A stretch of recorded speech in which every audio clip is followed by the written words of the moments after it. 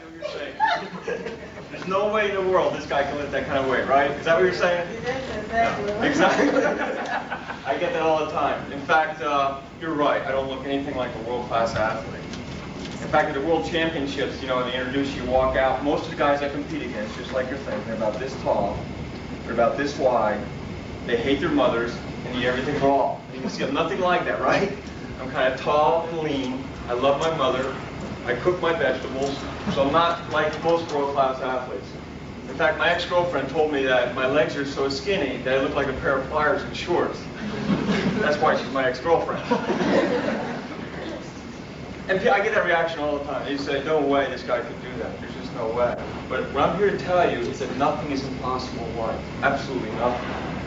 Our Lord said in the Bible, if you have the belief of a mustard seed, you can move a mountain. This guy looks like he could lift 600 pounds, right? Right? You started. Is that right?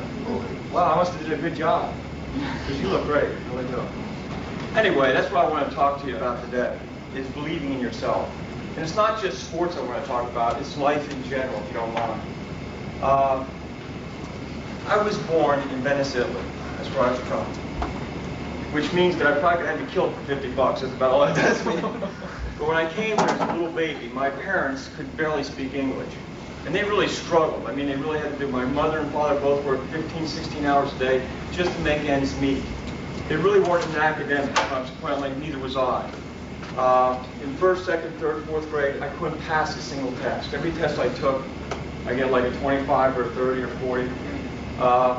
I was so dumb, to be honest with you, even the other kids noticed. That's how bad I was. I remember in fourth grade, my Latin teacher said, Latin will separate the men from the boys. I think I tested out fetus in that class, I'm not sure. It was so bad. I remember that first test in Latin, I cheated my ass off and still got a 15. I mean, it was unbelievable. I just couldn't pass anything. It was like it was my fault. The guy next to me didn't study or something. I don't know. But it was so bad, as I mentioned. The school psychologist eventually came down and got me. And he took me to his office and he gave me one of those IQ tests. You were an IQ tester, right? And about 2 weeks later, he called me back down. And he sat me down. He said, Judd, I want you to go home and tell your mother and father that you got an 81 in IQ. When I left the office that day, I was happy as hell. It's the first time I got a B in anything. You know, I was really excited about this.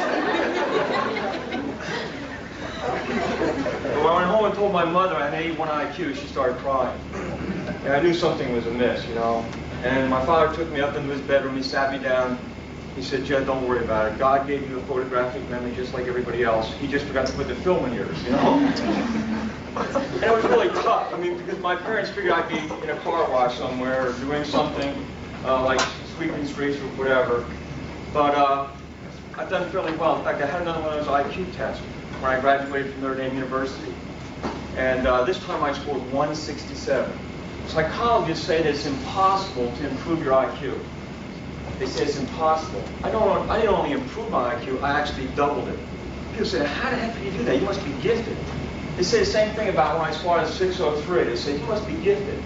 I want to tell you today, I'm not gifted. I am no different than you. I'm just an ordinary person.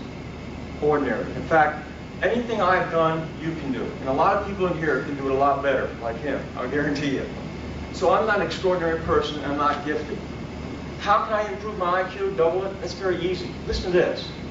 The average college student, this freaks me out when I think about this. The average college student, after graduation, only learns 23 new words a year. Can you imagine that?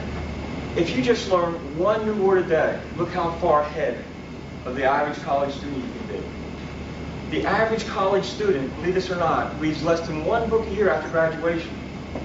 If you just read my 23 books, look how far ahead of the average college student you can be. And the average college student after graduation writes less than 10 pages a year. I mean, that just freaks me out.